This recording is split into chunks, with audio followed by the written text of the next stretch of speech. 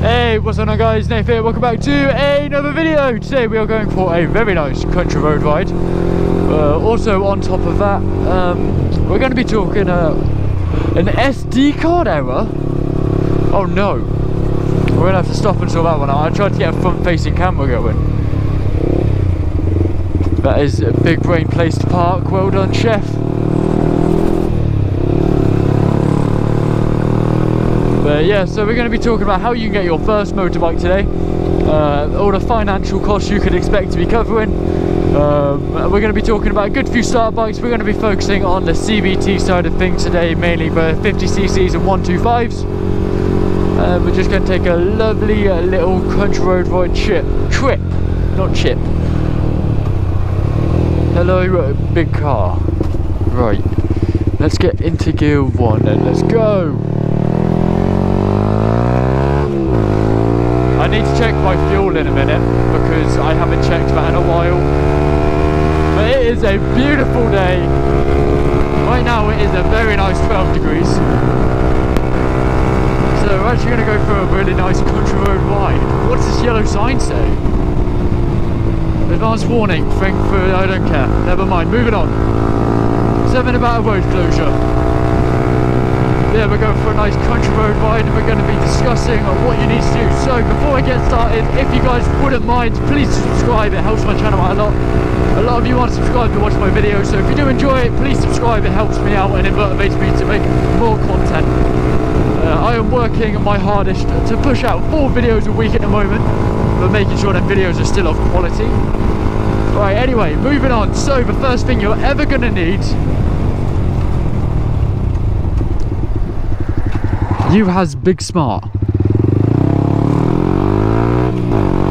Thank you everyone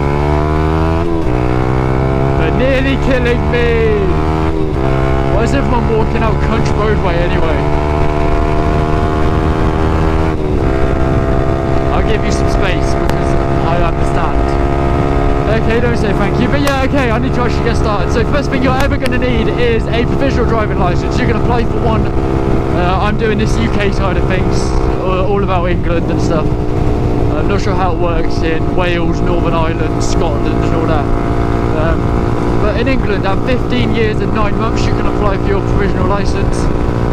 It also works as a legal form of ID in shops and allows you to get your CBT. So as soon as you got that provisional license, you get your CBT booked.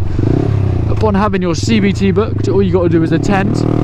It is a very nice 8-hour, mine took 8 hours. It is an 8-hour course. There you go, let's sort my camera out a second. Actually no, I can't be arsed. Never mind, we will try you another time. We'll turn you off for now. But yeah, so you attend the 8-hour course, you do some training on it.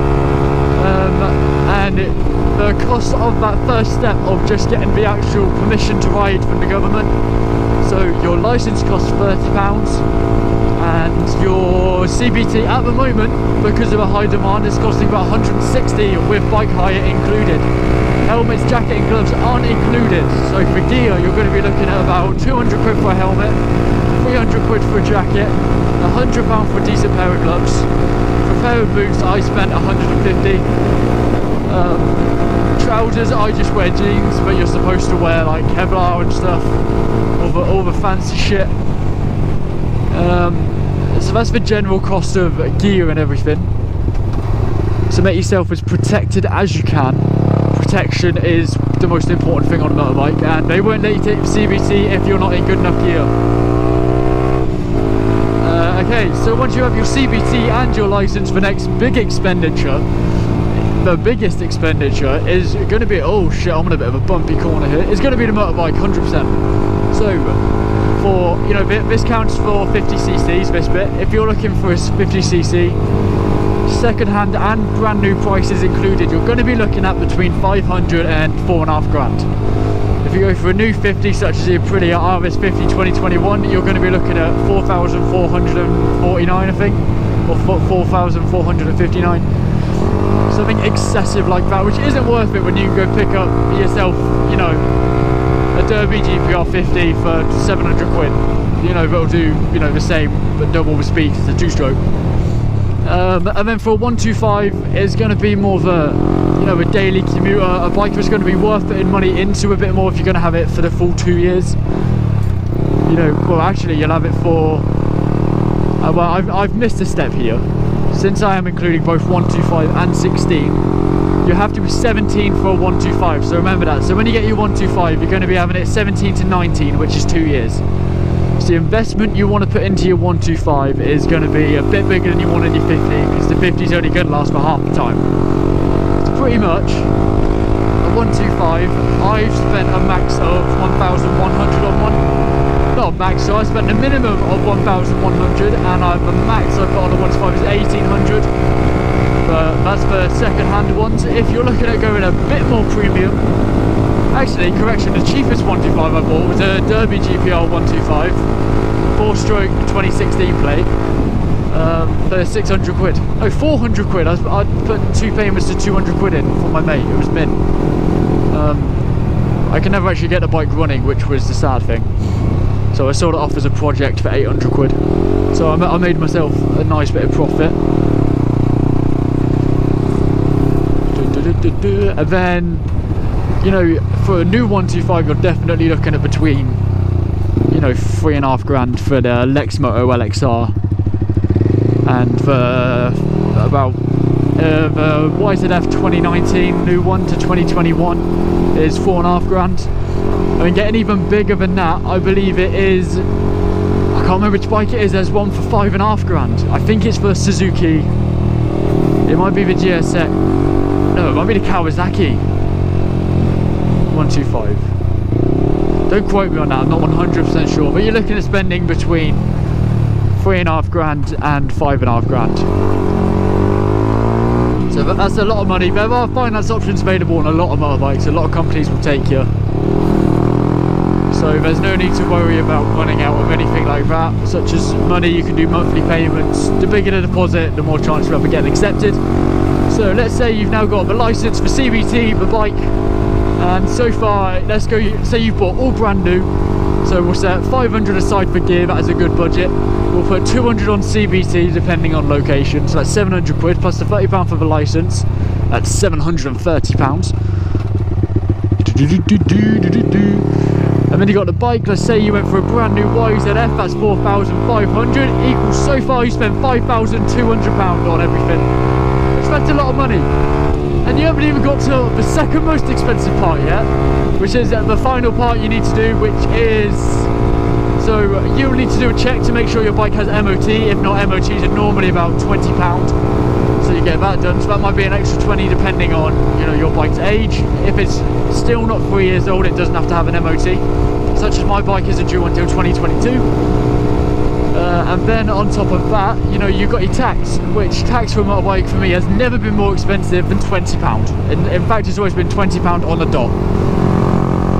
So that's £20 for that, so that's an extra £40. And then, you know, you need your insurance. Now, insurance is where I can't advise financial figures easily, because there are so many people about on foot. Why? But yeah, there are so many. Why are you so slow? Yeah, there are so many different financial insurance quotes and everything. Different reasons for different insurances.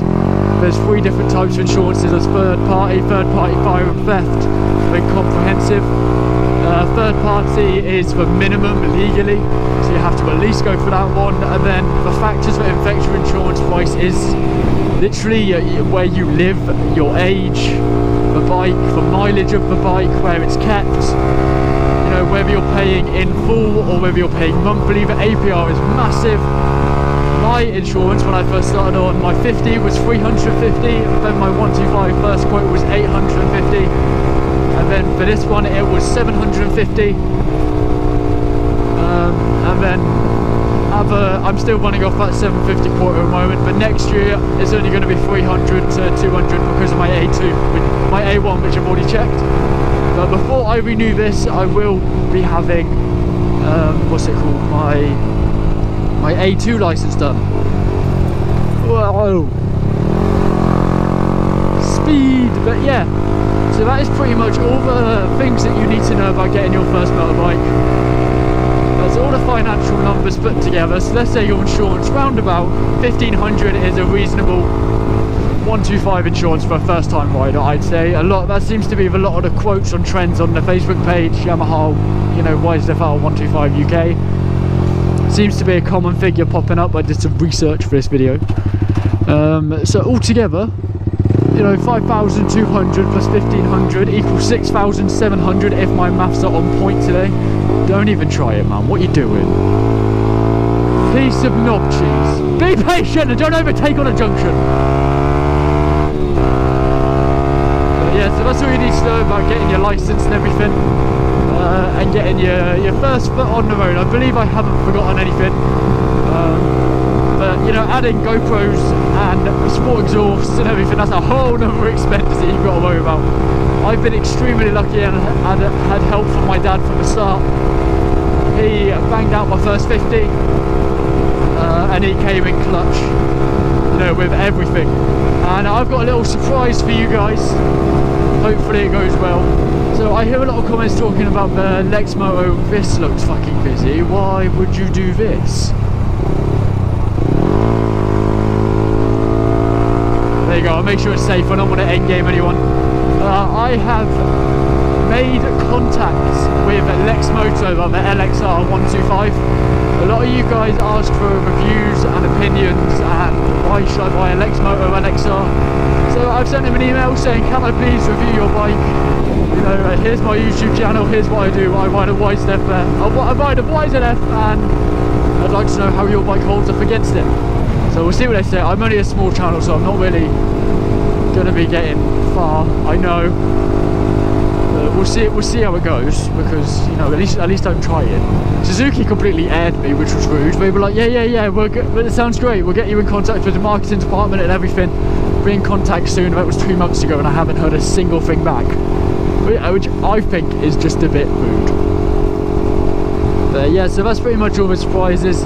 Make sure you guys are subscribed. Also, go follow the TikTok. Something I've been working on recently. But at the moment, guys, my YouTube videos are, I'm really ahead. I'm already on next week's uploads. This video is coming out 2 days after it's made, or on Tuesday. But I've already got Thursday, Sundays and Tuesdays videos made for the next week, and then I'm working on Thursday later today. So we've got plenty of content coming out, no delays on anything, and we are keeping the channel full steam ahead at the moment. Production quality is going to be going up because I'm looking at getting a new gaming PC at the moment. It's going to take a little bit of saving to get there. But my final question I want to end off on is, how would you guys like to have a 360 angle added to the, you know, the motorbike? I'm thinking about getting a GoPro Hero Max camera, the one that is a 360 camera and the action camera put together. So that way you guys could literally swipe your screen and select which bit, you know, you want to look at, whether you want to look at me, the bike straight ahead. You know, it's pretty much, you know, you guys control what you want to see a bit more, which I think is pretty cool personally. But anyway, I'd like to thank you all for watching this video. If you did enjoy, please leave a like and please do subscribe, so it helps my channel a lot, and I will see you all in the next video. Goodbye. Also, remember to subscribe and comment your favourite McDonald's drink, and if a chalky milk is any good. Goodbye.